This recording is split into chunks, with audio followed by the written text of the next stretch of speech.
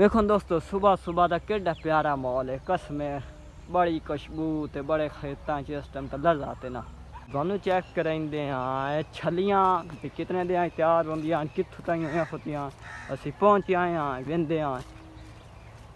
अस्सलाम वालेकुम दोस्तों, मेरा नाम है परवेज़ फरूक ते तुसी वेख रहे हो यूट्यूब चैनल पंजाबी मुंडा।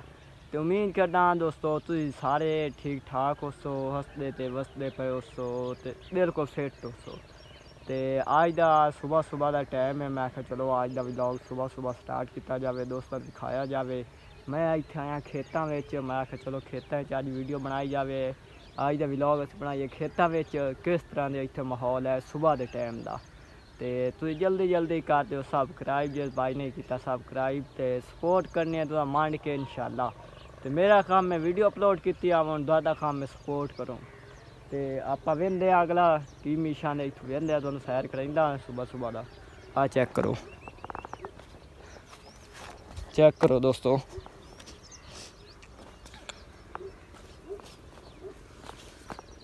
वेखो चेक करो,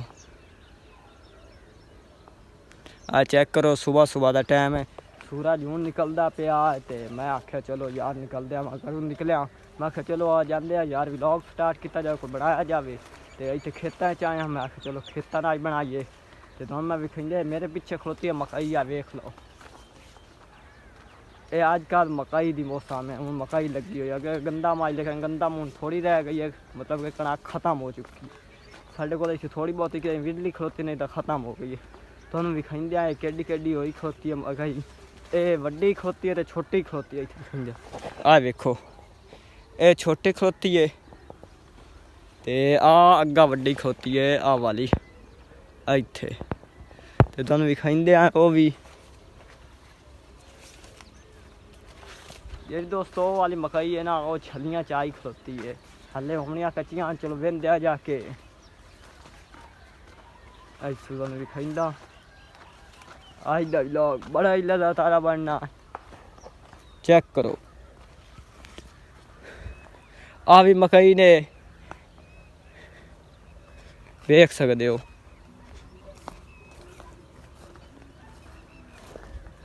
ये छोटी दोस्तों मकई है।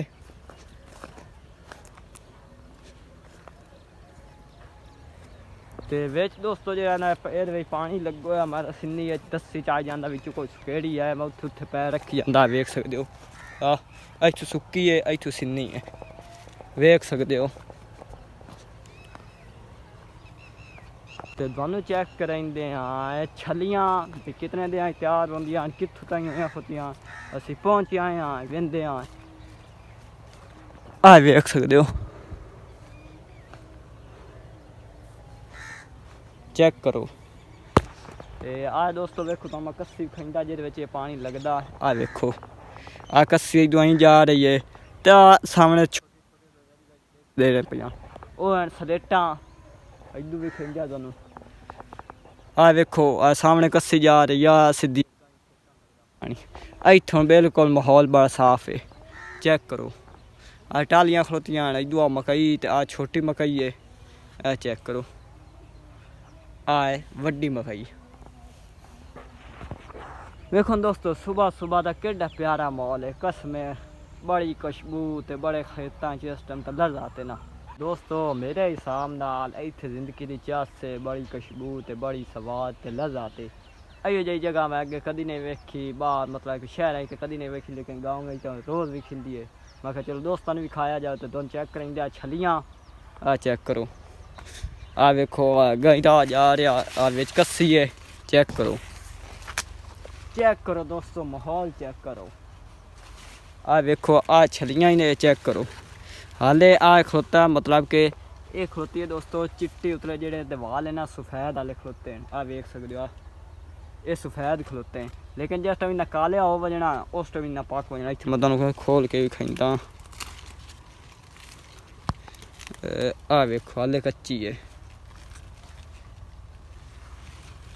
लेकिन इंशाल्लाह ये बहुत जल्दी तैयार हो सी। माहौल इधू अगला भी खाइंदा। आ चेक करो इधू चेक करो।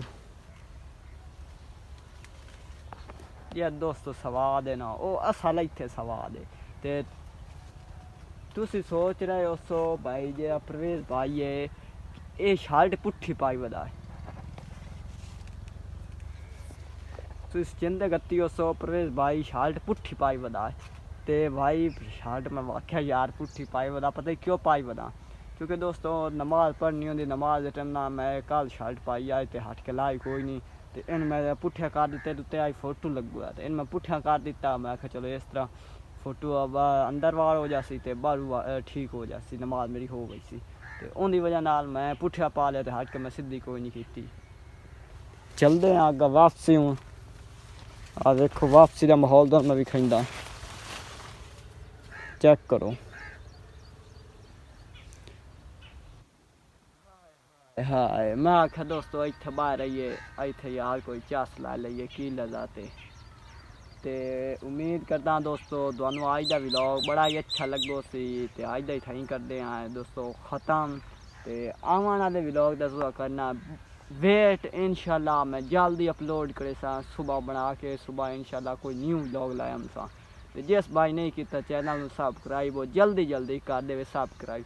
दोस्तों तुम कहते हो सो भाई जो बंदे की असी व्लॉग वेखियो वीडियो वेखियो क्यों आंदा सबसक्राइब करो उन्हें दोस्तों फायदा ये हो वजदा है क्योंकि साढ़े सबसक्राइबर ही बाद वजदे तो दोनों आसानी ये हो जाती जिस टाइम वीडियो अपलोड करनी होंगी ना उस टाइम तो डायरैक्ट मैसेज वग जाता है उत्थे तुम क्लिक करके सकून ना साड़ी वीडियो वेख सकते हो।